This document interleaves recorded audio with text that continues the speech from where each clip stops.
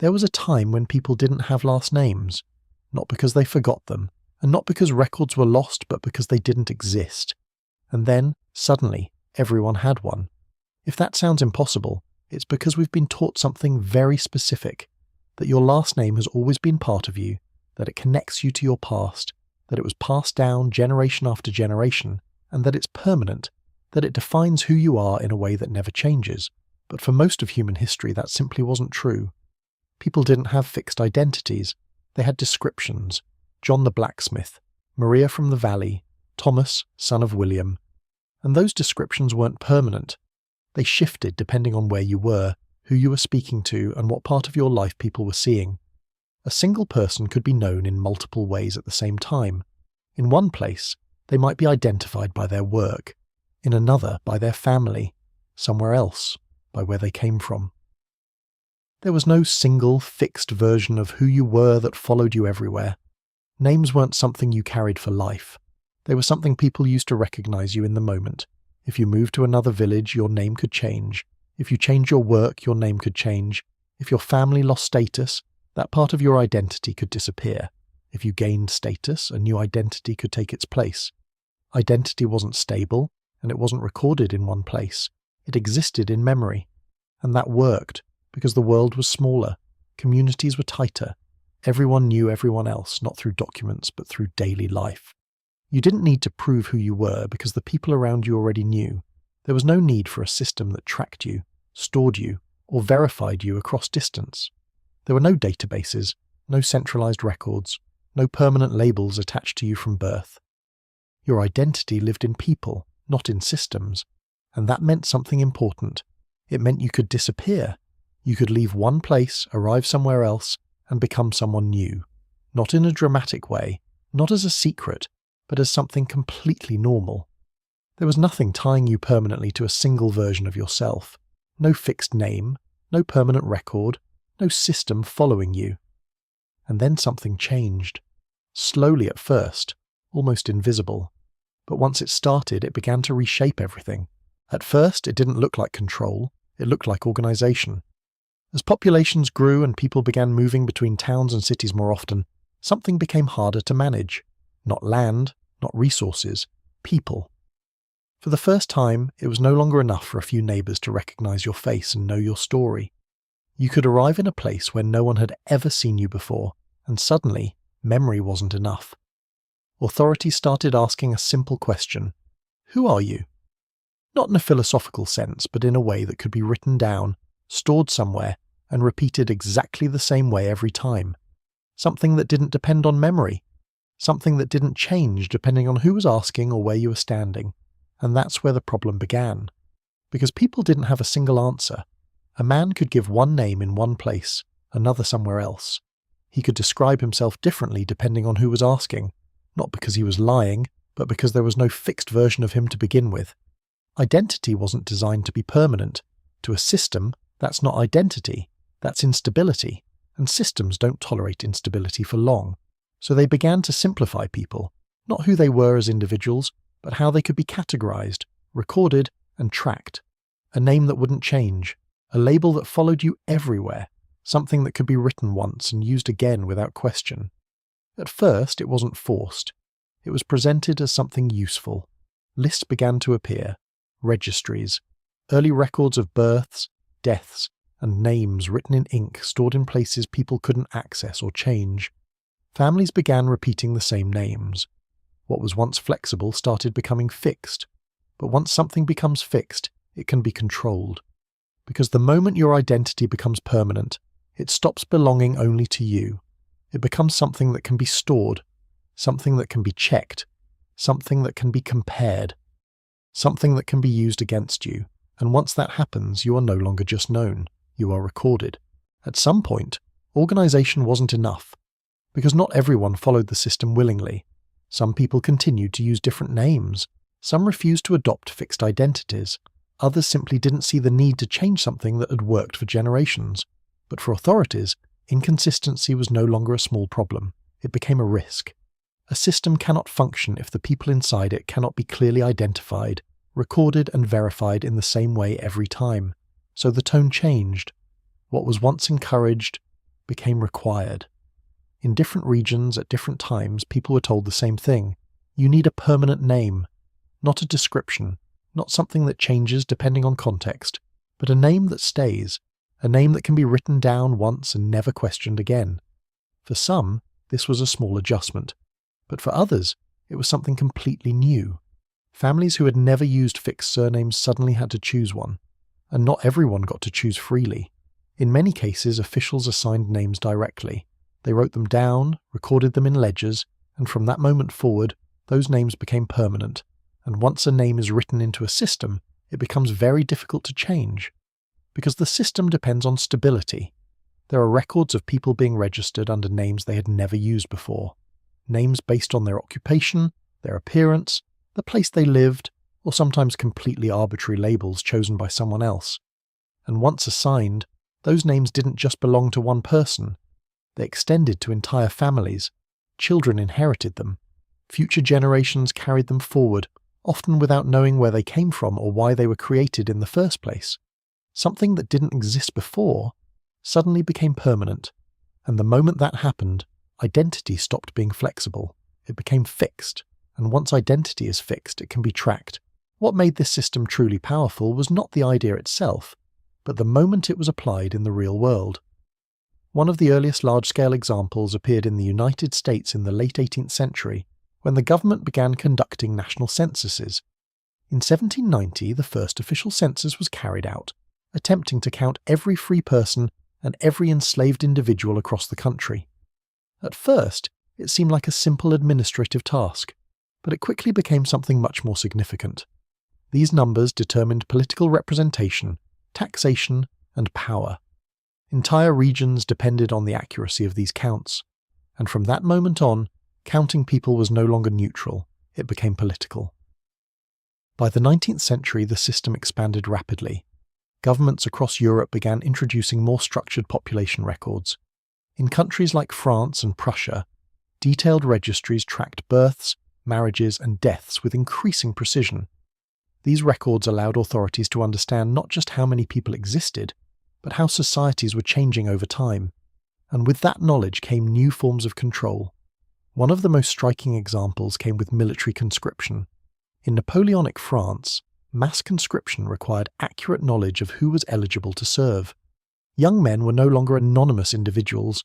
They were identified, categorized, and called upon when needed. The state could now reach into the population and pull out exactly who it required. This was something that had never been possible before at such a scale. At the same time, taxation systems became more advanced. Instead of estimating wealth or population size, governments began linking taxes directly to individuals and households. This made revenue more predictable, but it also made avoidance far more difficult. The system could now see who existed and who was trying not to be seen. By the late 19th century, the scale of this system had grown enormously. The United States attempted to conduct the 1890 census, but much of the data was later lost or destroyed in a fire in 1921. Even so, the intention behind it was clear: to document an entire nation in detail. And despite setbacks, the system did not stop. It adapted, it improved, it became faster, more efficient, and more integrated into everyday life. What once required massive effort now became routine. Governments were no longer guessing, they were calculating. And once a system reaches that level of precision, it stops being just a tool. It becomes infrastructure, something that everything else depends on. And once something becomes infrastructure, it becomes almost impossible to remove. At first, it didn't look like control. It looked like order. Names written down, ages recorded, families listed one after another, people stood in line, answered questions, and went back to their lives. No one thought much about it. But slowly something began to shift. These lists were no longer just lists. They became records, permanent, stored, organized, and once something is recorded, it can be used. Governments began to understand the true power behind this system.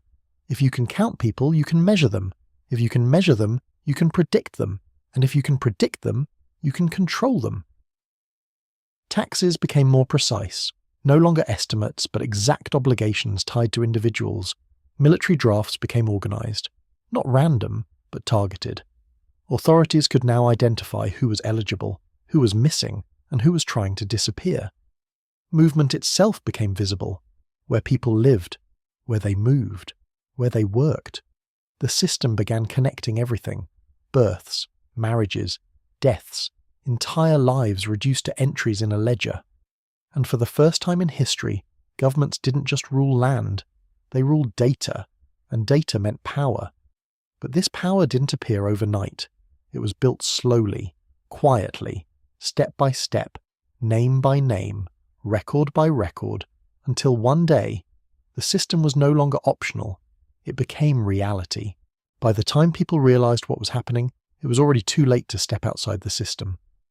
What began as a simple act of counting had quietly transformed into something far more powerful and far more permanent. Every name that had been written down was now part of something larger, something that could not be easily undone. The system no longer needed to force people into place. It simply existed, and people moved within it. It knew where they lived, it knew where they worked, it knew when they were born, who they married, and when they died. Entire lives once lived freely and privately had become structured, recorded, and visible. And the most unsettling part was this: it all felt normal. There were no chains, no guards, no visible walls. People woke up, went to work, paid what they owed, followed the rules, and never questioned the system itself. Because the system no longer looked like control. It looked like life. It blended into everyday routines so seamlessly that it became invisible. But invisibility is what made it powerful, because something you cannot see is something you rarely resist. Over time, generations were born into this structure, never knowing a world before it. To them, this was not a system, it was reality. And reality does not feel optional. It feels permanent. The records continued to grow, page after page, year after year, expanding, connecting, refining, not through force but through repetition, through acceptance, through habit. And this is where the story becomes uncomfortable, because the system you're looking at never disappeared. It didn't collapse. It didn't fail. It evolved. It adapted. It became more efficient, more precise, less visible. What once required books and ink now requires nothing more than data. And the question is no longer how it was built. The question is, can you even imagine a world without it? Because once a system becomes part of reality, it stops feeling like a system at all. It becomes the only way things have ever been. In 1890, the United States attempted something unprecedented.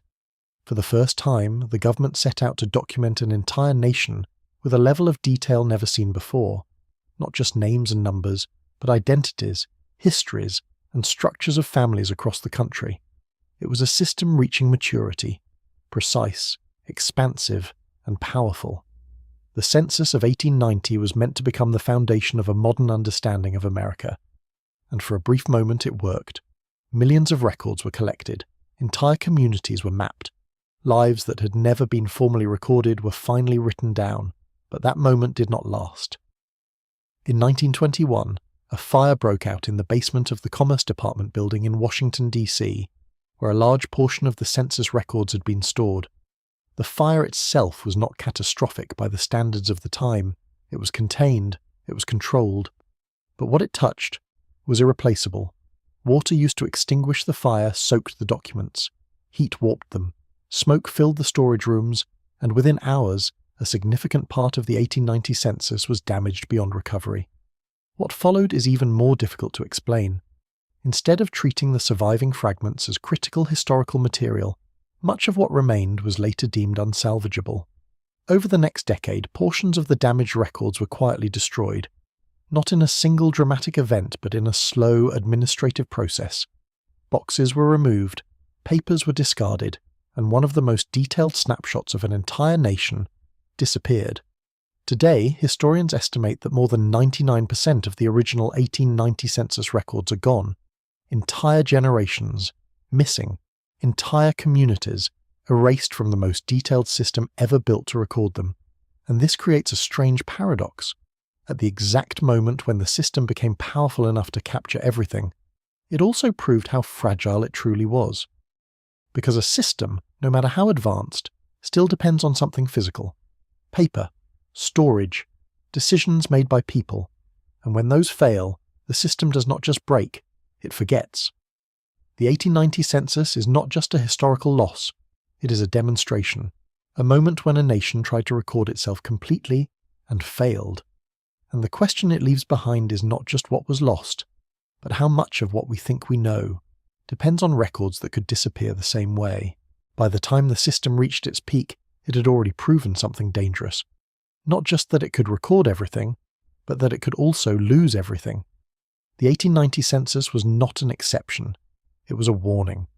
Because the system did not fail in a dramatic collapse, it failed quietly, through ordinary events, a fire, water, administrative decisions, nothing extraordinary on its own, and yet, together, they erased one of the most complete records ever created. This is what makes it unsettling, because it means the system is not only powerful, it is fragile. It depends on physical storage, on human judgment, on institutions that can change, fail, or decide what is worth keeping. And once something is removed from the record, it does not leave a gap that can easily be seen. It disappears in a way that feels natural, as if it was never there. Entire lives can vanish without creating noise. Entire communities can fade without leaving a visible trace. And over time, the absence becomes invisible. We begin to trust what remains. We build our understanding of history on what survived. But that raises a deeper question. Not what we know, but what we are missing. Because every system that records reality also filters it. It decides what is written, what is stored, and what is eventually forgotten. And most of those decisions are not remembered. They are not documented, they leave no clear mark. Which means that history, as we see it, is not just a record of what happened. It is a record of what was allowed to remain.